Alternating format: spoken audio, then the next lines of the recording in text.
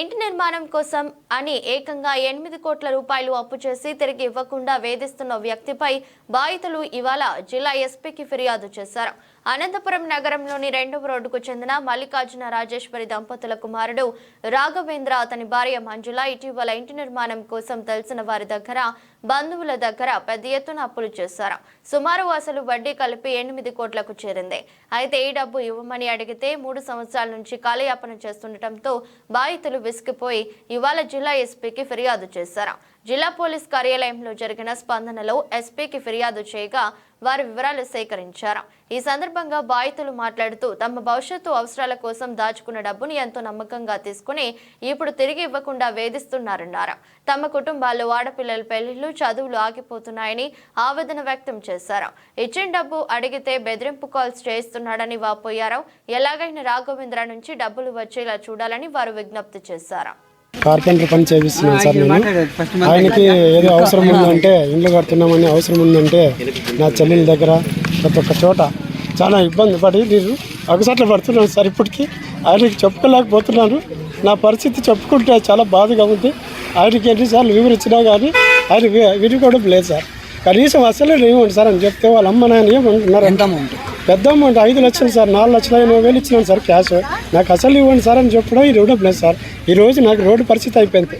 ఎవరికైనా 10 రూపాయలు అడగాలన్నా ఇవ్వడం లేదు సార్. ఆయన దయచేసి ఏదన్నా వస్తుందేమని చెప్పి ఎస్పీ సార్ గారితో ఈరోజు రాండి అని చెప్పి మాట్లాడుతూ ఉంటే ఇలా వచ్చాను సార్. నేను దయచేసి నా డబ్బు వచ్చి అట్లా అంతా చేస్తారని చెప్పి నేను ఇట్లా మనవి చేసుకుంటున్నాను సార్.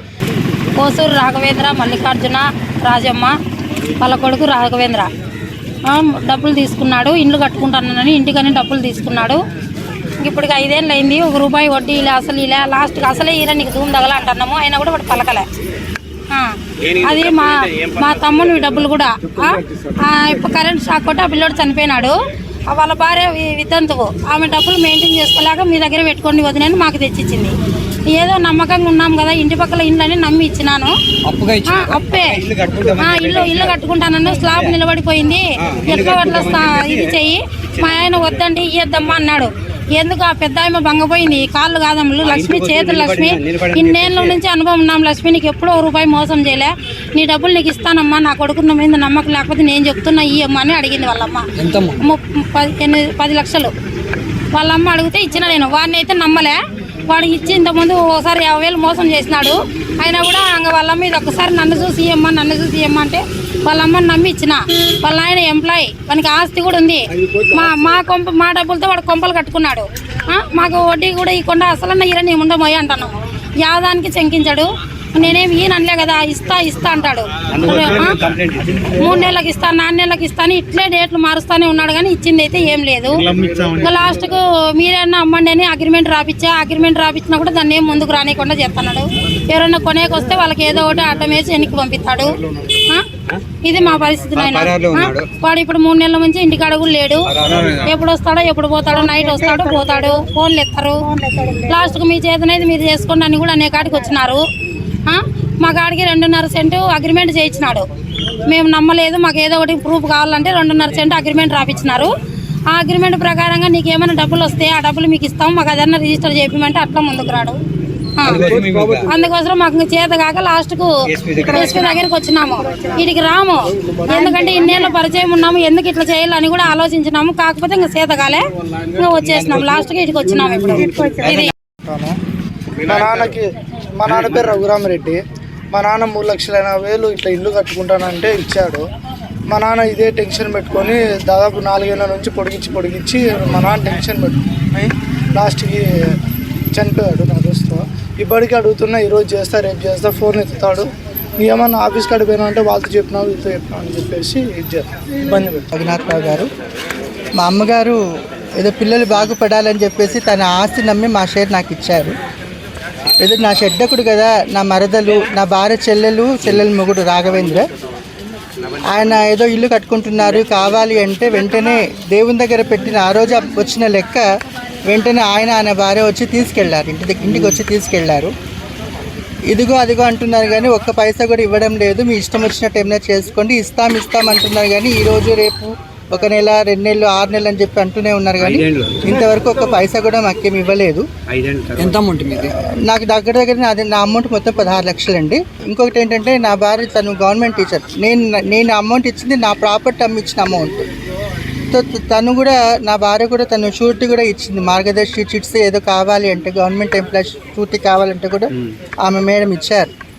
దాన్ని ఆయన చాలా లీనియన్స్గా తీసుకొని నేను ఇవ్వను అని ఏం చెప్పట్లేదు, ఇస్తానని అంటున్నాడు, కానీ ఇంతవరకు ఒక్క పైసా కూడా ఇవ్వడం లేదు. అందులో ఇంకొకటి ఏంటంటే ఇప్పుడు ఆయన మార్గదర్శికి దానికి కట్టకపోవడం వల్ల మాకున్న బెనిఫిషరీ నా భార్య అమౌంట్ శాలరీ కటింగ్ కూడా పెట్టేస్తున్నారు. సో మాకు ఇల్లు జరగడానికి కష్టము. అందులో నేను నా భార్య ఇద్దరు కూడా హార్ట్ పేషెంట్సేనండి.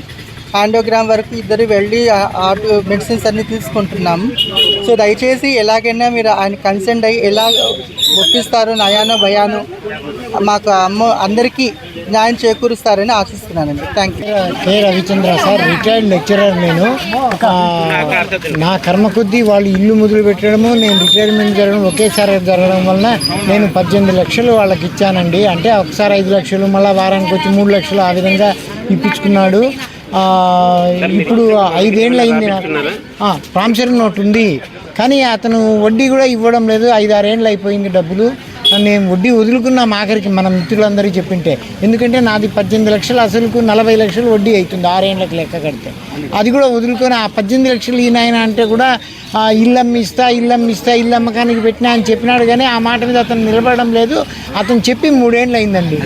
ఒకరు ఇస్తారు ఒకరికి తెలియదు, కానీ నిదానం మీద చిన్నగా 5 కేసులు 10 కేసులు అటు బయట పడతాయి. ఇప్పుడు 60 మంది తెలినారు, వాళ్ళలో ఒక 30 మంది దాకా ఎస్పీ సార్ దగ్గరికి వచ్చినాము. మిగిలిన వాళ్ళు 10 నెలలు ఇచ్చా రాలేకపోయినారు. అందరికీ న్యాయం చేయమని కోరుతున్నాను సార్. మాది నేతాజీ నగర్. ఇది అట్లా 5 లక్షలు ఇప్పించుకున్నాడు మా దగ్గర, ఇల్లు కట్టుకుంటామని. అసలు ఇప్పటికే అయిపోకుండా తిరుగుతా అన్నాడు. ఫోన్లు చేసినా ఫోన్లు ఎత్తలేదు. ఇంకా లాస్ట్ మన చేసింటే అసలు ఏం చేసుకుంటారో చేసుకోపోండి అని తెగించి మాట్లాడినాడు. నోటుకు వచ్చినట్లు మాట్లాడుతూ అన్నాడు. మాకు పిల్లలు ఉండే పని మేము చేసుకొని తినేవాళ్ళము, గుజ్జు వ్యాపారము.